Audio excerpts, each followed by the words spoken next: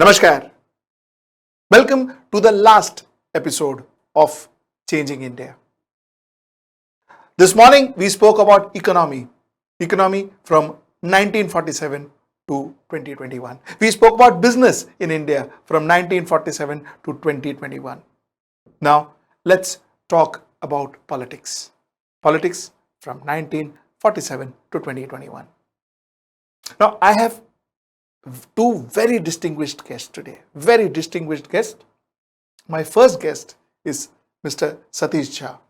Mr. Satish Jha, former editor of Dinman, the co-founder of Janasatta with Mr. Ramnath Goenka, a very senior journalist and possibly one of the most experienced political analysts in India. He's joining us live from the United States. And I have my favorite political analyst, that is Mr. Anand Vardhan Singh. Anand Vardhan Singh runs a channel. He edits a channel called The Public. He runs a very favorite program of mine called The Third Eye in his channel. I watch that every day. So I have very, very interesting guests, very, very knowledgeable and eminent personalities. So let's get right into the show and talk about politics from 1947 to 2021.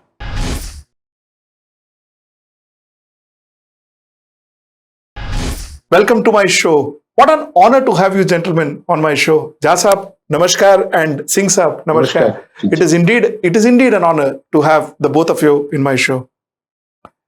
Sir, the entire idea of the show is, like I said, it's about the journey that we had since 1947. Jha Saab, the first question I would want to start with you. Sir, what was the Nehruvian era and what was the Nehruvian politics like?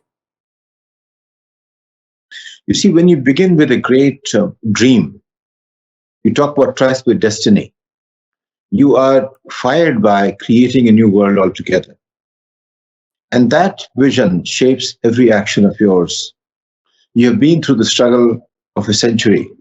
You know everyone, what their expectations are, what they're looking for, what the pain points are, what's going to create a great nation that you came together to achieve. In that environment, everybody understands each other. They know the follies, they know the strong points, they know the direction, and they accept a leader who, at that point in time, is a very tall leader. And he's tall, not because his height was 7 feet. He's tall because he's struggled for 40, 50 years with them, shoulder to shoulder, and he has proven his mettle, and people have chosen him. He was, again, not imposed by some industrial power. He was not imposed by any particular group. He was the product of that struggle, and he bubbled up to become the leader. Of course, he had the blessings of the leader India had, world had not seen ever before, a man like Mahatma Gandhi in that sense. So Gandhi's blessings may have installed him, but he was heir apparent no matter which you saw, except if someone saw the divisive nature of what will partition the country as a worthy opponent to him. Clearly, there was no way anybody could have stood up to Nehru. So he came with a dream of democracy, dream of a republic, dream of making people free of the colonial yoke. The language was different in the beginning. He saw the problems the way he saw. Leaders see and prioritize at every point in time. What they see is important for their nation. So for him to build democracy was the first role. And that's what you see in the beginning. When you look at the Constituent Assembly, the quality of people who came there, people who struggled, they were not just street fighters. They were educated people. They were thinking about it. They proved their mettle in front of people who were colonial powers at that point in time. And they stood person to person. And they measured up. They were tall. They were Ambedkars of the world who, by any measure, as a parliamentarian, as a social activist, as a visionary, he was a leader of his times. So Nehru was not alone. There were many, but they all accepted Nehru as head and shoulders above them, and they took his leadership. So he had a great role in shaping the way democracy will, unfold in the next 17 years that he was the prime minister. So I would say that his role was full of dreams, and aspirations. And they were all defined along very considered, well thought out, educated, scholarly. You could see from every aspect he was a world class leader that we had. So his shaping had a certain sophistication. His shaping of nation and his politics had lots of ideals in there. He was not taking shortcuts. Things will happen. Politics is a matter which unfolds every day. We will all make some mistakes, small, big, all the time. But overall body of evidence that he created was all towards a journey of a great India, an India where every citizen will have a voice of the kind they never had, and because the reference point was colonial, so it was very easy to see that. We seem to have forgotten that in the journey ahead. And that's where the question arises. What is the India that we dreamt? What is the India we have finally created? What is the India we're trying to create? And when I saw the current incumbent Prime Minister's tweet this morning trying to create a World Horror Day, that is as unleaderly as you can ever get in the history of mankind.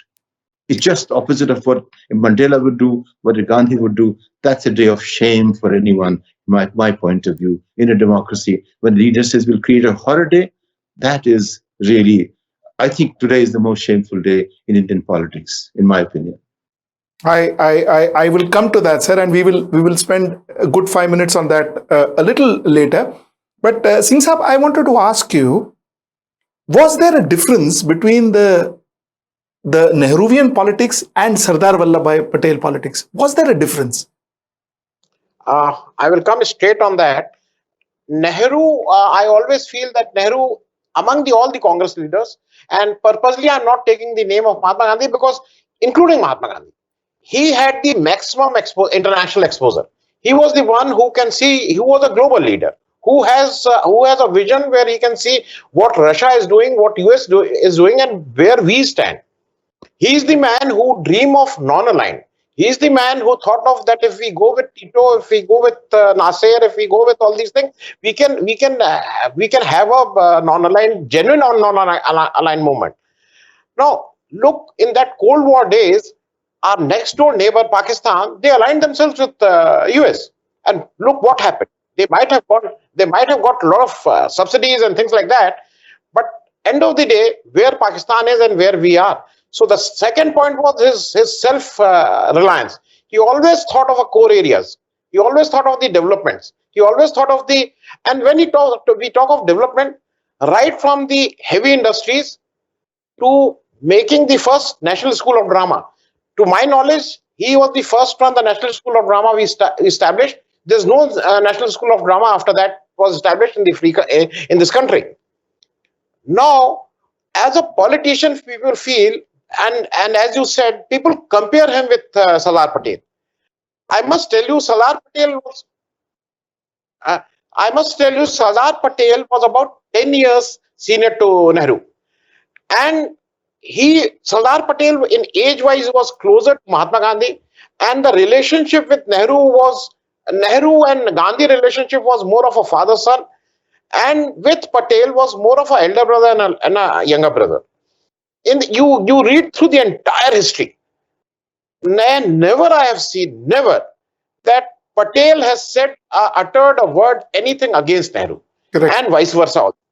And I will also say one thing about people talk of Iron Hand, that Patel was an Iron Man of India. And I will just remind you two small things.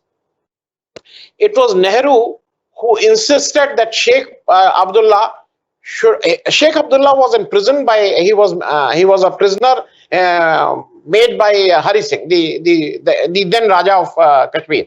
Yes. So it was a precondition by Nehru that you please release him, make him an important person, may not be a prime minister, but make him an important advisory, and then only we will take you. That was a precondition by Nehru. But when Sheikh Abdullah started acting in a way where they wanted a free Kashmir, he has no hesitation in again arresting Sheikh Abdullah. And Sheikh Abdullah remained in jail for more than 10 years. And then again, he released Sheikh Abdullah, and he had the relationship with Sheikh Abdullah where he can tell Sheikh Abdullah, please go to Pakistan, talk to Ayub, we must settle what is happening between India and Pakistan. So I always see that people generally feel that Sardar Patel and Nehru had some problems. I don't remember the number of years. Nehru, after Patel's death, he gave ticket to his daughter Manibin, if I remember the name correctly, and she fought and she became MP twice or thrice. So Nehru, these all are people talk of rift between Nehru and Patel because to serve their own purpose. I don't find in history that there may be a debate, there may be a point of view, but genuine differences I don't see. Jasa, they say Nehru had vision and Mrs. Gandhi had a lot of policies. What is the difference that you see between Nehru's administration and Mrs. Indira Gandhi's administration? Well, Indira Gandhi had the advantage of growing up in an environment where questions were debated, and she was seeing from the point of view of a younger generation. So the same facts, same situations, when we see them at various points in time in life, we respond to them differently. She felt that her father was a visionary, he was a great leader, but he was not doing all those things which had to be done, which required little more intervention. Nehru believed in creating grand vision and creating grand projects, etc. If you see from that point of view, no other prime minister created either the grand vision or grand project. There was no Bhakra Dangal Dam as a symbol of great project. There was no IIT symbol of great education. There was no IIM symbol of great education. There was no IISc. There was nothing after Nehru created that will create a great nation. They're all patchworks. When Indira Gandhi came, the biggest contribution she made was because of her very otherwise unsavory reference to her son, younger son, who brought in all the bad elements of politics into life in India. In fact, I would say that Sanjay Gandhi's emergence and his ability to influence Indira Gandhi and behave in politics in a way that colored a lot of things. But Indira Gandhi herself, she was struggling to be the leader. Nehru never had to struggle to be a leader. So when you struggle to be a leader, you make compromises. In those compromises, she finally had to find a slogan that will make her leader way beyond the syndicate. Syndicate was the old guard of Congress leadership that saw her as Gungi Guriya, basically one who did not know. And those who do not know, when Indira Gandhi gave a first press conference, she still was not prepared. She said, when asked by a journalist, what are the big questions facing India? She said, India faces two big questions, inflation and price rise. You can understand the understanding she had of politics or economics at that point in time. But she was Nehru's daughter. She was seen as someone who could bring people together. Leaders don't become leaders because they have a baton in their hands. They become leaders because people like them. So if in Congress party, any leader who stood in front of Indira Gandhi would have had more votes than others because she was Nehru's daughter. And don't forget, I never forgotten one thing. Indira was in no way acceptable to Indian values or psyche. She was a woman who was widowed by the time. She was a woman who went out of her caste to marry somebody, which is today's is a crime almost to think of marrying someone outside of your religion, for instance. And she did many things which will not be considered quite the most aspired value for India. And despite that, she was chosen not only as a leader, she became one of the most, you can say, powerful leaders of the nation. I mean, Indira Amma was someone Indian people cried for. That was the leader she became. And she became fighting people. When you fight, then you create new policies of what you can say a balancing act which would allow you to remain in power. Nehru did not do that. He could work to the vision. Indira Gandhi didn't have that luxury. She was thrown into a pool where lots of battles had to be brought to fore, and then she had to win. So she won on the basis of a few things. She said, Privy Purse, remove that. So obviously she was on the side of the people who are against the kings and ex-royalty. She said, Garibi Hatao. So she picked up the slogans of the kind which were going to catapult her in front of the syndicate as the leader. I remember Kamala Tripathi spending 4 hours with me one-on-one telling me how Indira ji brought him on board.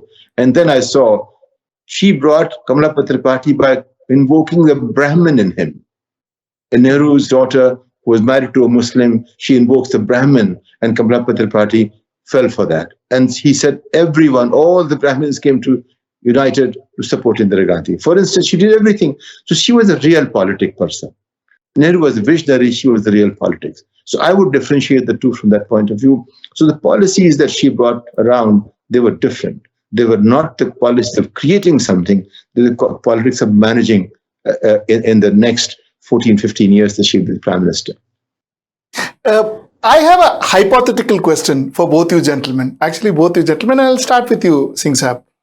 My question is, had Janata Party got its full 5-year term, would history of India be different? Yes, before that, I just wanted to add a small thing what Mr. Jha has said. Please. I will just add, Nehru was someone who wanted everyone to take along with him. Nehru had the capacity and the tolerance that he can take along Lohiya with him, he can take along Atal Bihari Vajpayee with him, and he can take along his own son-in-law Feroz Gandhi, who was the severest critic of Nehru in the parliament. Yes. He had that capacity. Nehru had the capacity to face the adversary. During the 62 war, he called for winter session. When the war was going on, parliament was on. Now, you can think of today, we are talking of a situation where we are not ready to even talk Pegasus.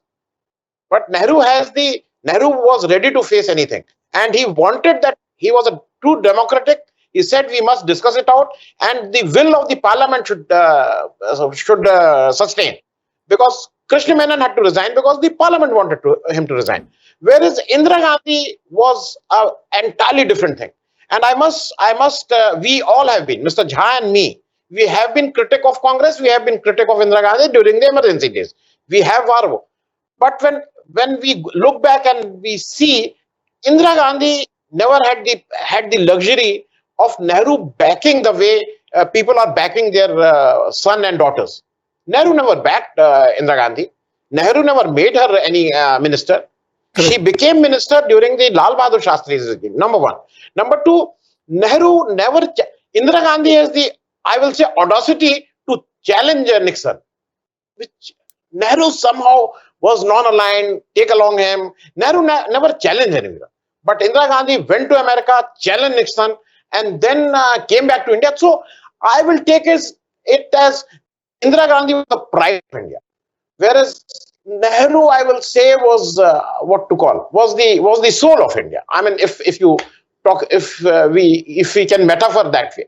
Now coming to the Janata Party thing, Janata Party experiment from the very beginning, it was something which can never last. Janata Party promise was to come on an anti-Congress wave. 77, it was said that all the Congress governments are corrupt. That Gujarat government was corrupt, it was thrown out, then that they came to Bihar, and then all this was happening. But after 77 elections, when the choice of Prime Minister came in, who were there the contenders? Morarji Desai, Jagjeevan Ram, Charan Singh. All Congress people, old Congress people. No one from the true opposition. And who was the party president? Who was the party president? Chandrasekhar ji. And who was the party general secretary? Ramakrishna Hegde. Everyone coming from the Congress party. So virtually, this Janata Party experiment never existed, because from the very beginning, it was clear that BJP, that time Jan Sangh, will not give away their dual membership thing. They will remain with RSS, and they will also have a political leanness. So from the very beginning, I don't think so 5 years was possible. I don't think so. Jasab, I still would... Yeah, sorry, please. 2 points.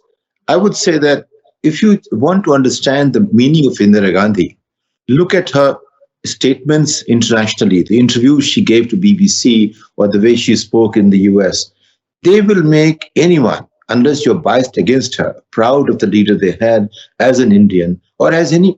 Doesn't matter which country you come from, you will be proud to have a leader like Indira Gandhi, the way she spoke, the way she presented herself. That was phenomenal. Having said that about Janata Party, I was close to Jayaprakash Narayanji, and it was just incidental. It was all because of, we didn't plan it. It just so happened that I was in the Rajghat Gandhi Institute of Studies area. I got to know him. I used to take walks with him.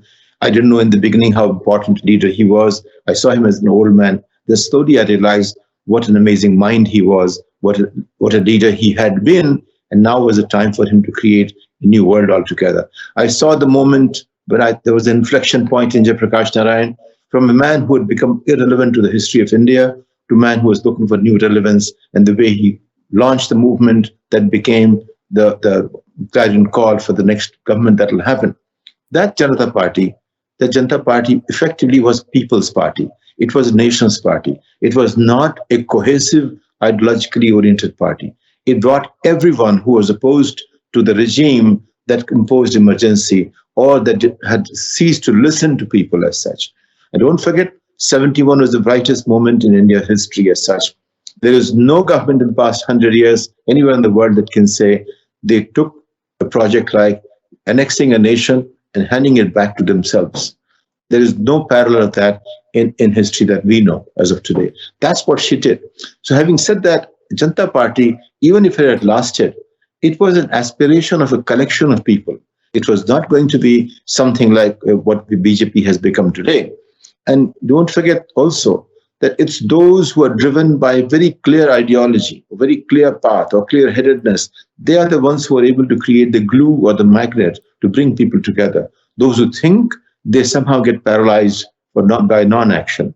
But those who are driven to achieve, and unfortunately, more often than not, they tend to be self-servers. They tend to be focused on things which are going to appeal to our base instincts rather than something which are more aspirational. That's where the challenge arises.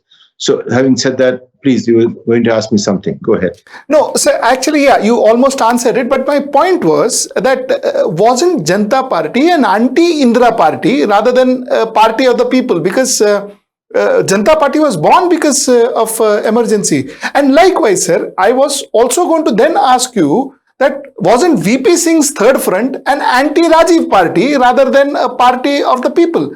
So it was kind of history repeating itself, isn't it? In a way, what you're saying makes sense. We should see anti-Indira party. Indira Gandhi's, by the way, her 71 was very high point for her. By 74, she was losing grip, and 73, 74. Jayaprakash Narayan began making that statement around 73, 74. And when he talked about, yes, Sankalp Hamara hai, and this is our commitment, he's talking in terms of basically removing corruption. Corruption became an issue at that point in time, right? Now, corruption, was it that rampant? We don't know. But people felt so. People felt so, and Jayaprakash Narayan captured that imagination. He brought people together. But, he was not an idealist. He was a socialist who was a different kind of socialist. He was a thinking socialist, and thinking socialists basically are not able to take the action. And that was a basic problem. I remember Jayaprakash Narayan, Achyut Patwardhan, Krishan Kant, Chandrasekhar, and Kripalani. So Kripalani, Patwardhan, and on the other side were, I think, Madhur Libai and some of these people. But nobody was tall like Jayaprakash Narayan. And he finally became the conscience of the nation. Conscience of the nation doesn't translate into a roadmap for next steps. Then the people who came along with Morarjis and Charan Singhs, etc., they were all very small people. They were so self-driven. They were not really national leaders. It's hard to imagine Morarji as a national leader. He was so self-driven, self-interest-driven, or Charan Singh for that matter. They were partisan. They were partial, but they were not national, in the same way as Nehru was or Indira was. So I would say that you're right, that it became an anti-Indira effectively because Indira became India. Indira became unassailable. Indira became so powerful that she ignored whole, slew of interests. So when you ignore a section of interest, they will come together and create a kind of force. That's what Jayaprakash Narayan came to represent. Emergency gave it a different color. So pre-emergency coalition of forces and post-emergency or during emergency, it was kind of adding to the frustrations and angers in very democratic terms as well. So from corruption to democracy, it became a much larger coalition. But it was always coalition. It was not a coherent movement in the direction of either envisioning or in terms of what the nation should become. It was a patchwork of coalition. So yes, in that sense, it was anti-Indira. Yes. I will just add something on the JP thing. What I feel is, because Jha Sahab has worked very closely with Jayaprakash ji, JP. We call him as JP. The difference between, I always see it, just JP was used by these people because they wanted someone to rally around, because they wanted someone who is respected, who is pure, who has a vision, who understands politics, and whose track record is, no one can question that. So they used JP, because JP during his last years was disillusioned by what was happening in Janata Party. Number one. Number two, I will always say that when people compare JP and Gandhi always remained, his hold on the Congress was always there. He never left that hold. He always remained. I will take Gandhi is more of a coach, or in a position of a coach who is constantly telling Congress this way to go, this is wrong, do it this way, course correction, things like that. JP was more of an advisor, because JP never intervened in the day-to-day politics that you are doing this wrong. Gandhi, to an extent that he intervened in that famous Subhash Chandra Bose and Pattabhi Sitaramaiah elections. So Gandhi was more. He was not in Congress, but he was always monitoring what was going on. Whereas JP was a different man, and maybe the age was not on his side. JP was more of a dreamer, and he was always an advisor. He never wanted to run Janata Party. Sir, moving further, how would you now see Rajiv Gandhi compared to Nehru, compared to an Indira Gandhi? How would you see a Rajiv Gandhi, Jha Sahab? How would you define him? How would you rate him? And to the extent that Nehru was obviously my grandfather's age, and Indira Gandhi was my mother's or grandmother's age in that sense. Nehru was great grandfather, Indira Gandhi would have been grandmother. Rajiv was basically like an elder brother, more like, in that sense, say maybe 15, 20 years apart in same generation, so to say. I saw him as General Secretary first. So I'm more, I have a closer view of him than the previous two leaders. Rajiv was never the person who was looking for leadership. He was never looking for such a role. He was the most reluctant person who walked into the space, who filled in a kind of void which nation wanted him to fill, and what a resounding support he got. That will be difficult unimaginable at least, for anyone to get as many members in the parliament to support him, on the one hand. On the other hand, we will never forget where he came from, whose child he was, what education he had, what ambitions he had, aspirations he had, how he saw India. I remember, I founded Jansatta at one time, so I got to know people in Hindi. There was a man called Sharad Joshi. He was a kind of, you can say, Vyangakar, we used to call him. So he talked about Rajiv Gandhi in the sense because he was so different from the masses of India. So he goes to Rajasthan, and there was a video Sharad Joshi created, Rajiv Gandhi asking people, "Aap khana khate hain? Aap pani peete hain?" That was a kind of reflecting the remoteness or the how far away he was from the common person. He didn't even know what people eat or drink in that sense. So here is a person who finds a place, totally accidental, very reluctant, and then he has to grow into the role. And that is what we have to see Rajiv in that context. And he then develops a sense of where India should go. And then he also has a sense of what are the pain points of India. He's trying to combine all that. But the kind of people around him, who were they? Arun Singhs of the world, Arun Nehrus of the world. VP Singh obviously was more grounded. He had been a chief minister, but he was a different kind of person. I knew VP Singh he went to the same college where I went, so my relationship with him was very different. I used to call him Thakur Sahib. Thakur Sahib was to punch him in the belly, and that's what my hello to him was, punching him in the belly. That's what happened, because I knew him from before time he became Prime Minister. So he was a person who I used to talk to him in Bhojpuri. And my point is, Rajiv Gandhi was a reluctant leader. He never became a leader of the nation, but people made him the leader. He was people's leader. He was not a leader by choice or design. He evolved. And you can see his evolution from someone who didn't know. When he came to America, he talked about Jack. Jack was my grandfather's friend or something like that. He's talking to Jack Kennedy. America didn't like that. He didn't know how to speak internationally. From there, he became, again, one of the finest prime ministerial ambassadors of India or a statesman of India. And he created the vision which brought us technology, which took India to the next stage. He played a role, but he was not a great visionary leader, unlike his grandfather, or a power politics player, unlike his mother. He was a different generation. He represented the new India at that point in time, and we have to accept that. Singh Saab, what's your view, Singh Saab? I look at it in the same way the way Mr. Jha is telling, but Indira Gandhi after Nehru, after Shastri, and when Sanjay Gandhi came into politics and started taking decisions, and after his death, after the death of Sanjay Gandhi, she needed a shoulder, and it was by accident. Rajiv Gandhi never wanted to join politics. He, in a way, the circumstances was like that he was forced into politics, and he was a knave in politics. There is no doubt on that. There is absolutely no doubt on that. I will just give you one small figure. During 1984 elections, Rajiv Gandhi had 414 seats, 47% votes, and BJP, which was second, has 7.74% votes and 2 seats. Now, if Rajiv Gandhi was of the today's era, then in the today's terminology, he not only have finished BJP, he would have buried at least 20 feet below the ground in the today's terminology. But he was not like that. He was not like that. No, he was a modern man. He called Sam Pitroda. He called of technology, and as a politician, he somehow his coterie was not good. His coterie was Arun Nehru, Satish Sharma, Rajesh Pilot.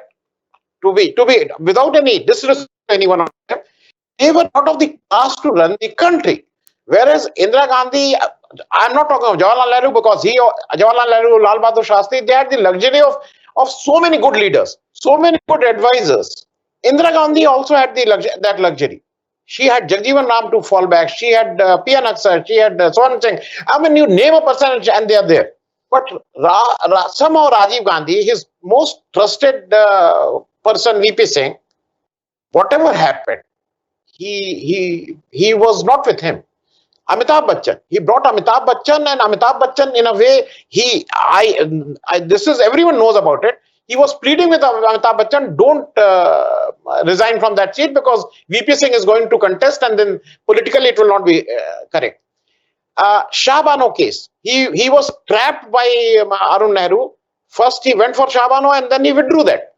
The Ram Janmabhoomi case. All these things, which whatever follies Congress did during Rajiv Gandhi's things, as a politician, no, he failed there. So technically speaking, then Rajiv Gandhi, as of today, was the last Gandhi Prime Minister, isn't it? But sir, yes. I want to ask a very interesting question. Isn't it ironical that since 1977, every Prime Minister who contested against a Gandhi? Not an ideology or not something that they offered, they contested against a Gandhi, because Morarji Desai was anti-Indira Gandhi, VP Singh was anti-Rajiv Gandhi, except for Atal Bihari Vajpayee, who at that point in time had no Gandhi to compete against. Again, Modi was anti-Sonia Gandhi, anti-Rahul Gandhi. That was the kind of this thing we had. Sir, tell me, how would you then rate VP Singh? And then SD Devegowda, and then I.K. Gujral. How would you rate this entire 4 years of Indian democracy? You know, what happens is when you are going to find yourself, you lost your way. You're trying to find yourself. In the process, you experiment with many things. It's like I'm on a highway and I'm trying to go from one place to another. And suddenly I can't read the signs well. It's night. And for some reason, my sight doesn't let me read. I take an exit here and I come back, take a next exit, and so on and so forth. I look at all of them as primarily exits on a highway in a journey to somewhere, our destiny.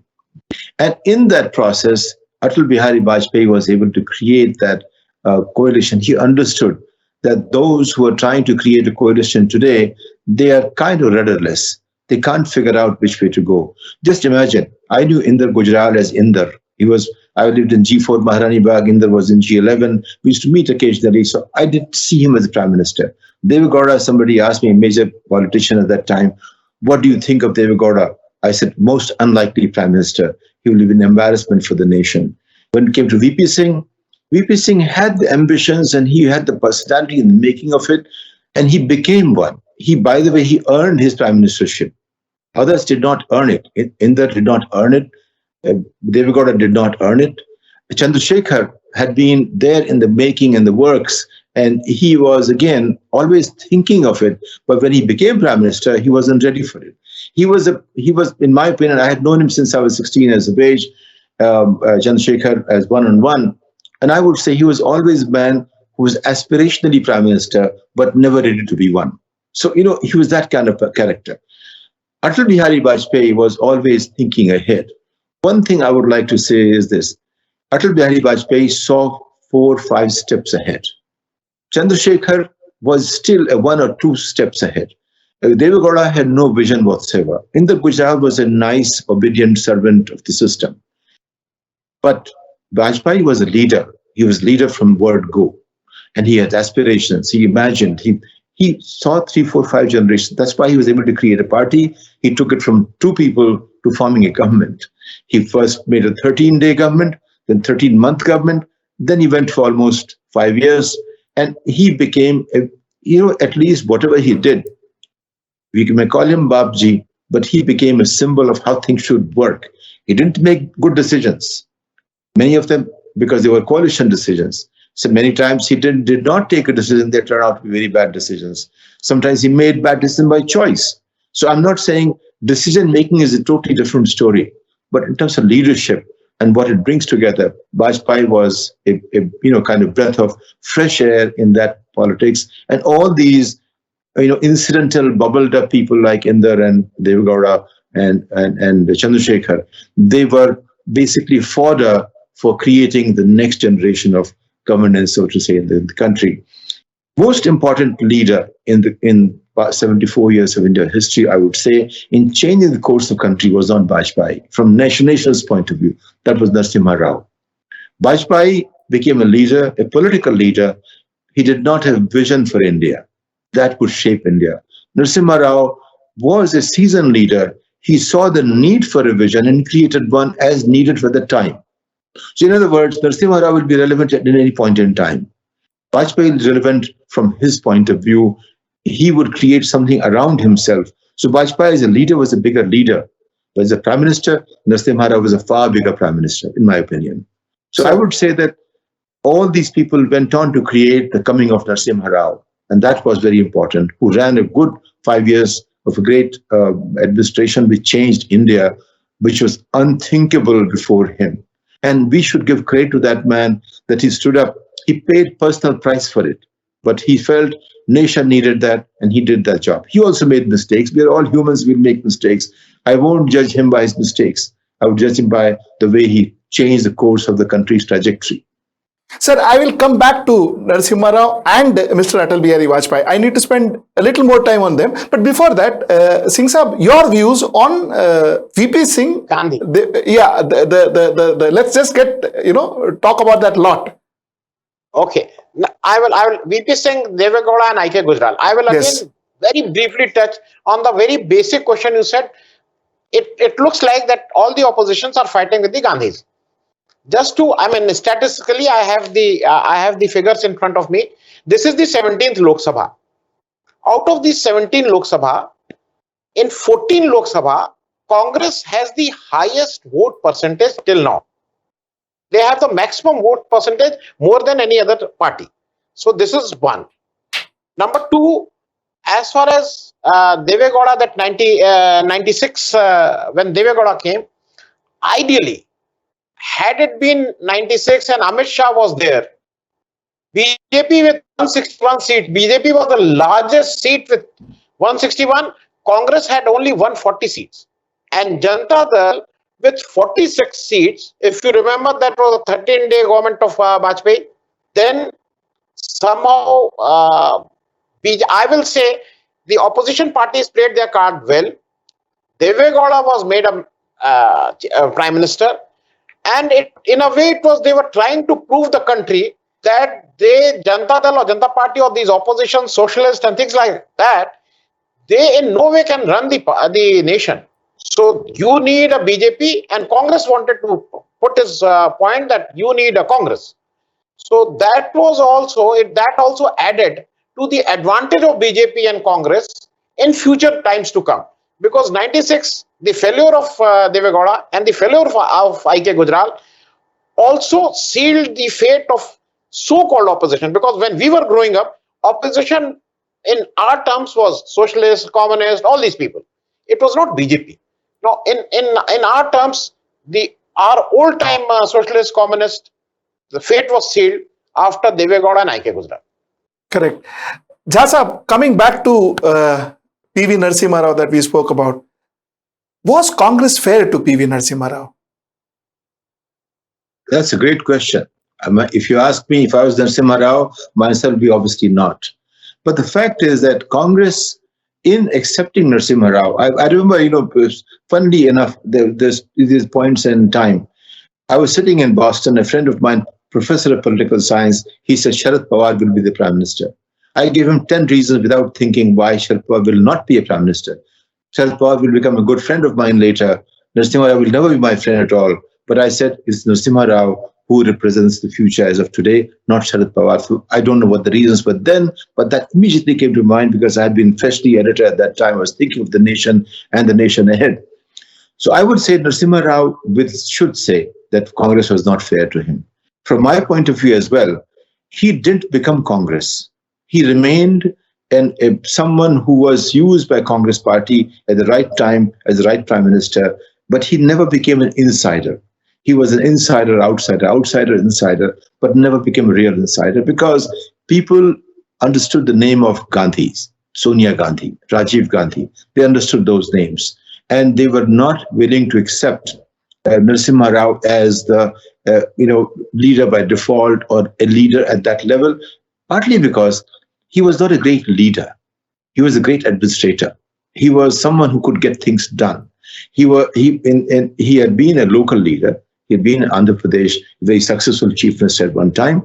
So his capacity to become a national leader was limited. He was a man of few words.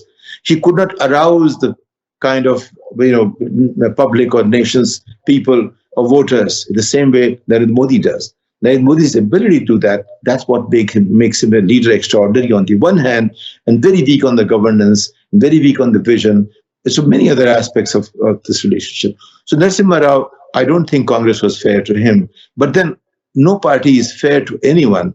And that should not even be a question from my point of view. On the one side, is a great question. How you treat the leaders whom you call on to help you in the times that you need them, on the one hand. On the other hand, how should we treat our people, our leaders as such? So yes and no. I would say, Congress would say he was a stopgap leader. He came in, he did a great job. Thank you very much. But the point is, Congress didn't even thank him. That was the sad part of it. So from Narasimha Rao's side, story is a very sad story. From nation's point of view, he was a milestone, he was a landmark, he was a transformational figure as a prime minister. As a leader, I don't see him as a leader. Correct. Singh Saab, the same thing what Jha Saab just said, and I think very well articulated, a fabulous administrator, but not a good leader. Will this definition also fit to Manmohan Singh, Dr. Manmohan Singh? I will also talk of Narasimha Rao Saab, because why I am telling is, I don't think, and in my opinion, it is a fact that people say that Congress was not good to Narasimha Rao and what he should have got, he has not gotten that. All that taken into consideration. 91, when he became the prime minister, there were big leaders in Congress. Arjun Singh, Narendra Tiwari, Sharad Pawar, all these people were there. And they were coming from the Hindi heartland. I mean, especially the Arjun Singh and Narendra Tiwari were coming from the Hindi heartland. But somehow the internal Congress people chose Narasimha Rao. And no one can blame in 91 that Sonia Gandhi or Rahul Gandhi or Priyanka Gandhi were interfering in the affairs of Congress. So I also take it as Mr. Jha rightly said, that he never became Congress. He never wanted to lead Congress. From 91 to 96, he was the Prime Minister of the country. There is no doubt about it that he gave the free hand to Manmohan Singh, and he was one of the best administrator we had. But on the same hand, he was a poor leader as far as Congress is concerned. Congress started losing states after states during that period.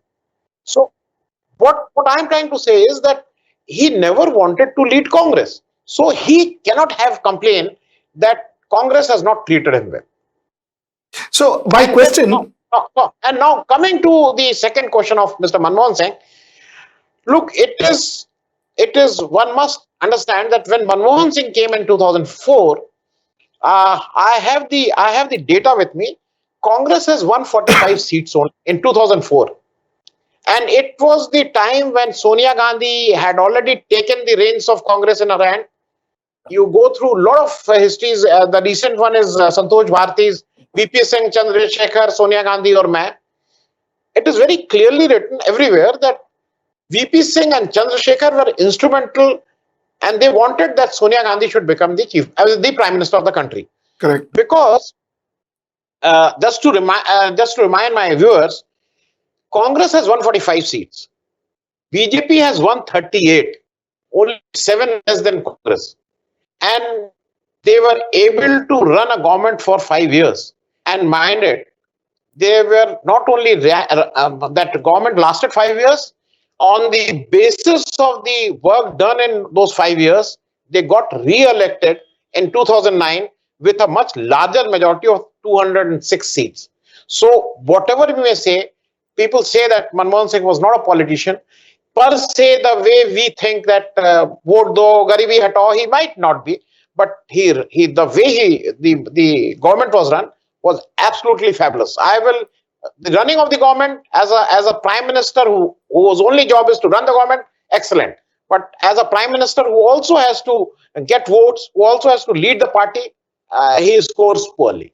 Correct. So that's precisely what I was saying. Jasab said that, as PV Narasimha Rao was a good administrator but a bad leader, likewise Dr. Manmohan Singh. Jasab, we said we will speak about Atal Bihari Vajpayee ji once again, and I wanted to spend 2 minutes on Mr. Atal Bihari Vajpayee. Sir, who would you compare Atal Bihari Vajpayee ji with? Would you compare him to Nehru? Would you compare him to Indira Gandhi? Would you compare him to VP Singh? Would you compare him to who would you compare him to? Or would you compare him to nobody? He was a completely different brand altogether. I would say Vajpayee was a very different brand, very different person. Being a Hindi newspaper editor and a Denman editor, I had a different relationship with him. With him, it was Atalji, and Atalji was, if you see his correspondence with Hindi leaders or editors, etc., you will see the kind of bantering that went on. We used to treat each other, even though, despite the age difference, there was equality about it. And I saw him as someone who represented aspirational India. An aspiration of a certain community. He represented that. But he was not a leader because in the same vein as Nehru was, or Indira was, or even Modi is for that matter. He is sui generis in that sense. There is not a lot of space for a man like Atal Bihari Vajpayee. He and Advani, the kind of duo that they worked together, that duo was a very powerful duo. Without Advani, Vajpayee was kind of handicapped. Advani will never be a leader of the nation. And I never saw him as a leader of the nation at all. In any conversation I had one-on-one with him, the leader never emerged. With Vajpayee, there was always visionary. So he was a Nehruvian visionary. He was a bit of an administrator who was a bit like, in some ways, administration like Narasimha Rao, a man of few words, get the job done. So he combined, various aspects of various. He studied the leaders. And he became some of the leaders, he combined them inside himself to become one. But he was not someone who was going to put the Ganga on fire.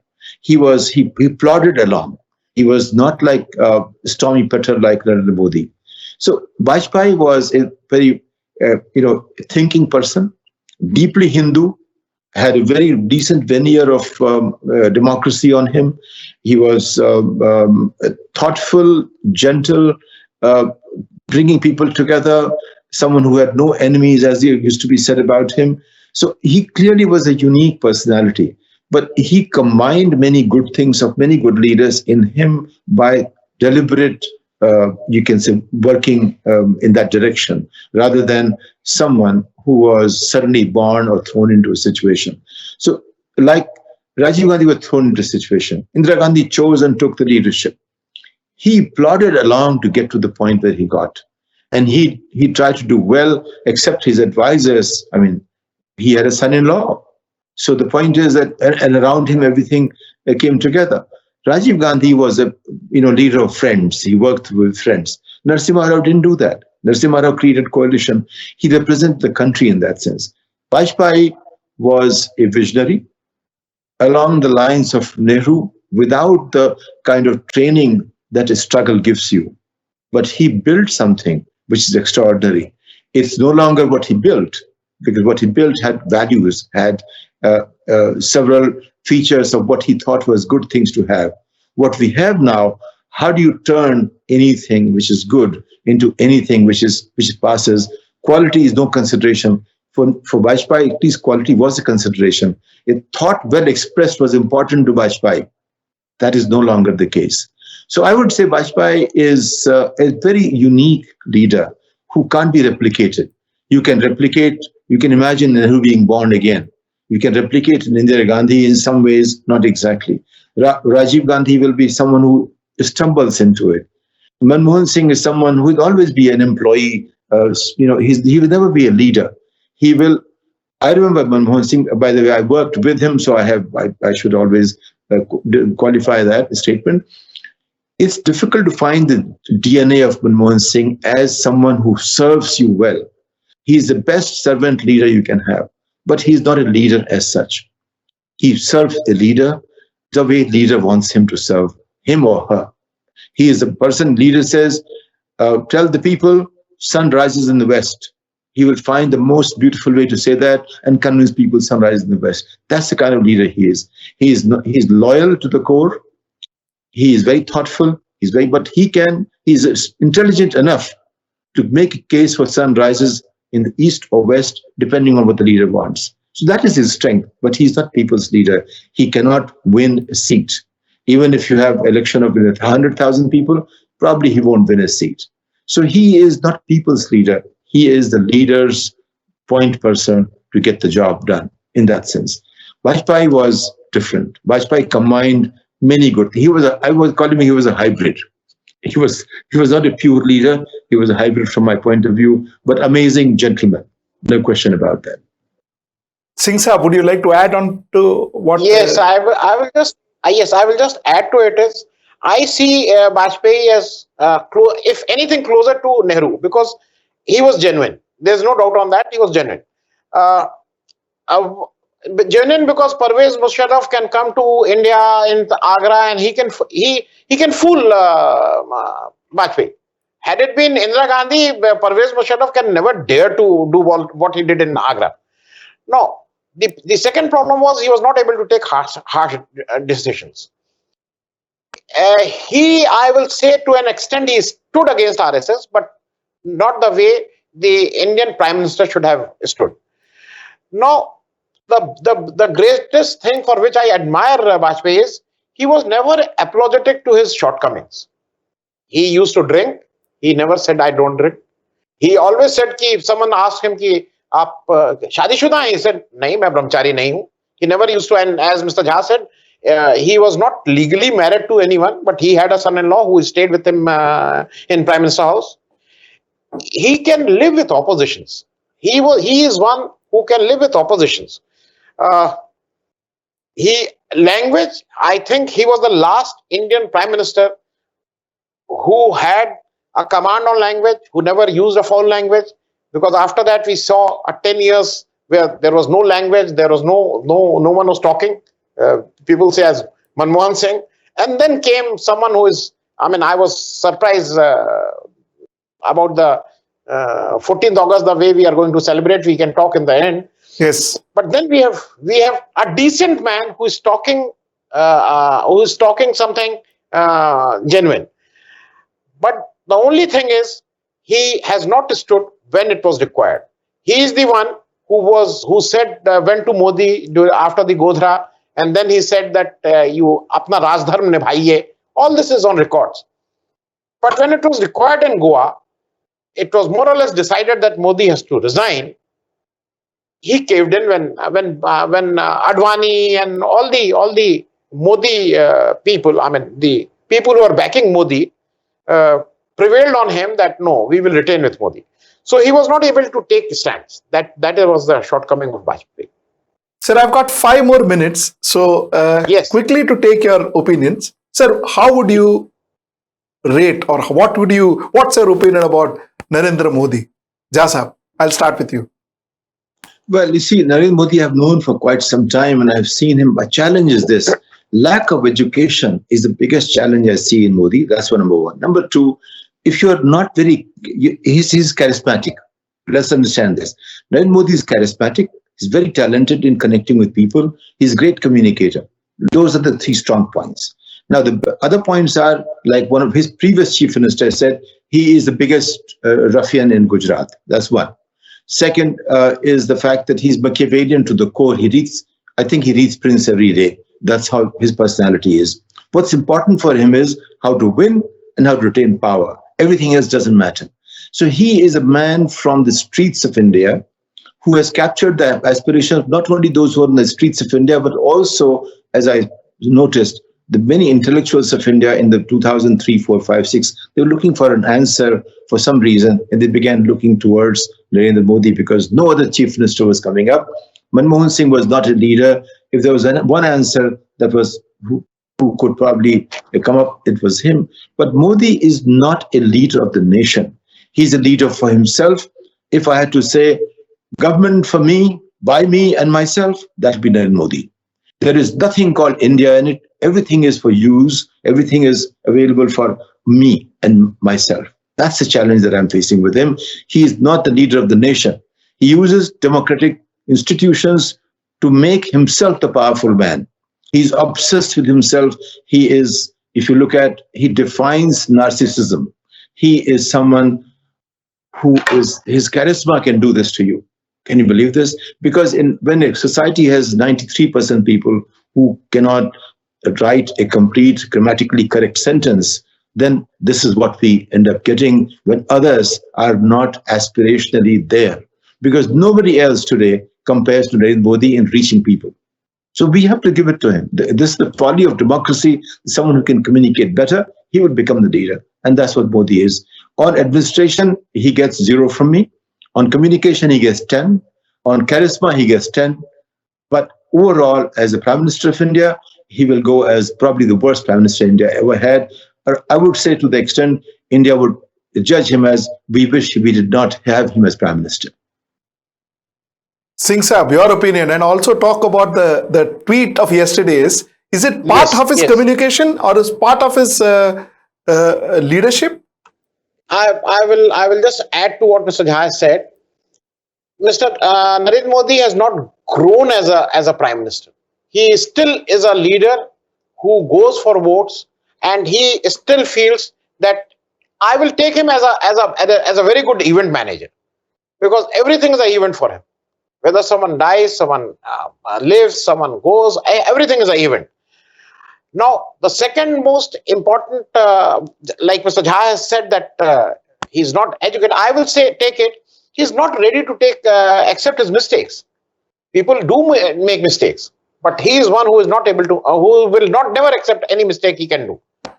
And what he did today morning, what he has tweeted, is a proof enough the way he thinks and the way the nation is paying the price for it.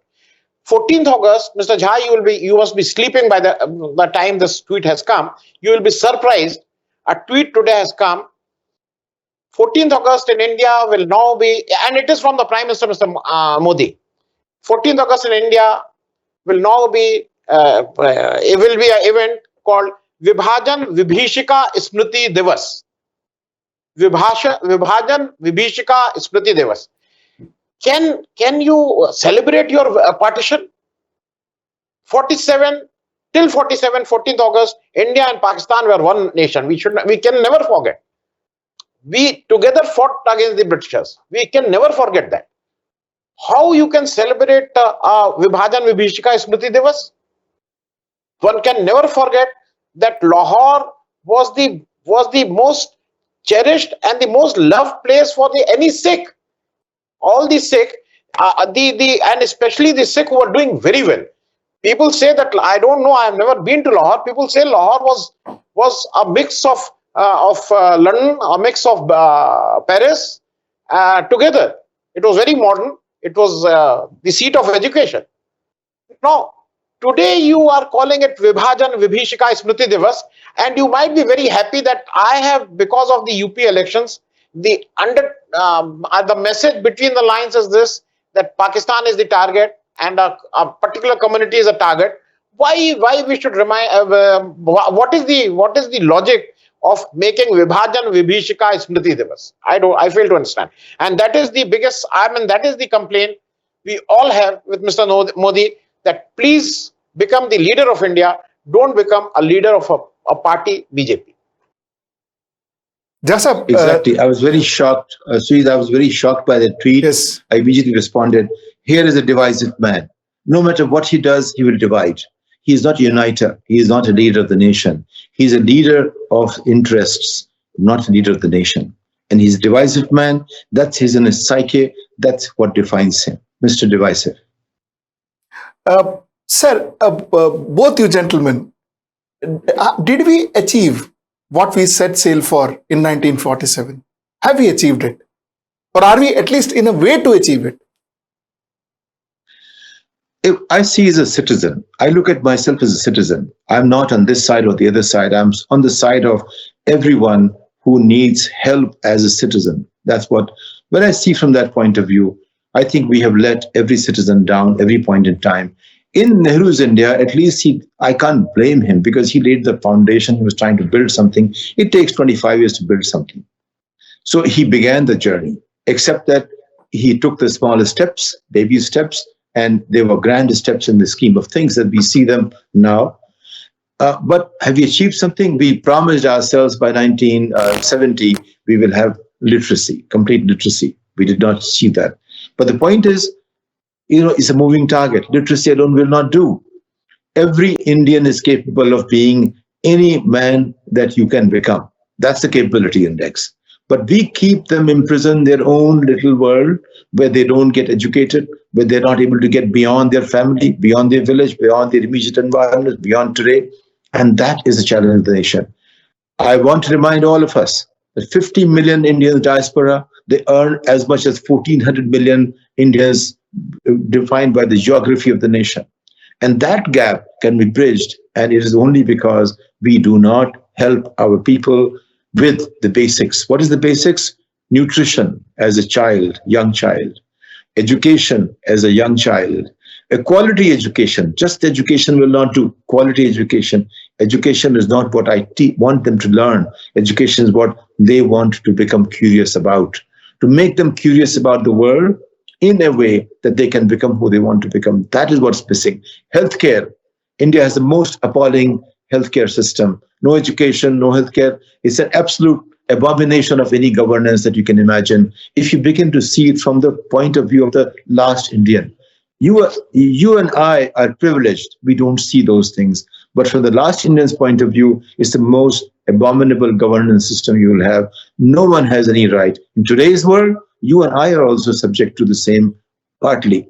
But if you see from the poor man's point of view, our experiment of 74 years, I've seen people 30 years back say, Angrezon ka zamana bahut acha tha.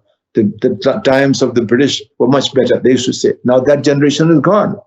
So today's generation has no memory of what colonial government was. But the fact is, if you ask them, is this what you want? They look at you with eyes in surprise, wide open, not knowing what to say. That is what we have created. Let's not forget, we inherited a nation of 36 crore people. Today we are 140 crores. In 36 crores, maybe 30 crores were not educated. Today we have 100 crores plus not educated. We have not only not fulfilled the mission that we decided to have as a nation, we have made our nation many times worse than we inherited. And that is a challenge. Yes, there is a small France in us. There is a small England in us. There is a small Europe in us, European nation in us. But as a nation of 140 crore people, we have let ourselves and every citizen down like no other society did. China is way, way, way ahead of India, and that doesn't have to be.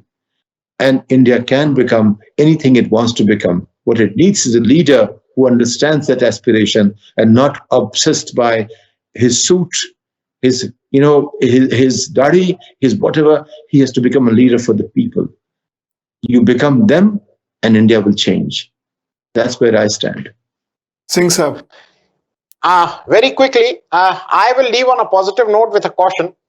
On the health side, life expectancy, 1947 we were 32 years. Now we are 69.42. About 70 years we can live. So we have not made a lot of progress on the economy front, but on this front we have done. Literacy rate, Mr. Jha said, yes, we are not educated, but technically speaking, we were 12% literacy rate in 1947. Now we are 77.77. Food, we must remember that we had about 2 to 3 million people dying in Bengal in 1943-44 because of food. We all remember, Mr. Jha remembers, I also remember that we voluntarily forego one meal a day when Lal Bahadur Shastri gave that call because of the food shortage. We are self-sufficient on food, but resource of 140 crore people, you need a leader. You need a leader. We have a resource of 140 crores of people. We have, and the caution is, we might say that Congress or SP or any other political party, that there was a policy of appeasement of minority. Absolutely no doubt on that. I fully agree. But the danger is, today we are moving towards the appeasement of majority, and which is dangerous. Because appeasement of minority can be handled. Appeasement of majority, you will not be handled. It is you are on a brink of dividing the country. So it is a much bigger thing that any Indian, we must take a pledge tomorrow that appeasement of majority is to be restricted and is to be curbed.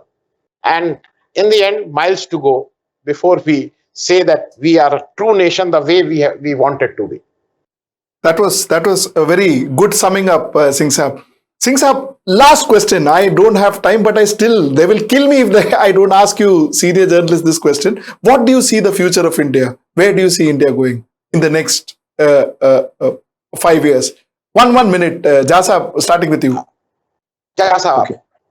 I would say that our future is as good as we want to make it. Today we have enough reason, enough people, enough entrepreneurship, enough faith in ourselves that we can take the next lap. As a matter of fact, aspirationally, this morning somebody sent me a video India is portraying in Dubai.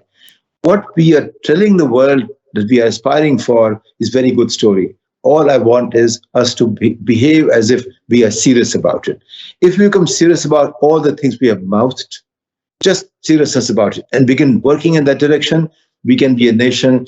In 5 years, it's very difficult to say, but I can guarantee you, if we begin the journey today as if today was 15th August or 14th August 1947 again, in 15 years, we can be as prominent, as powerful, as successful in terms of making every citizen stand as a capable citizen.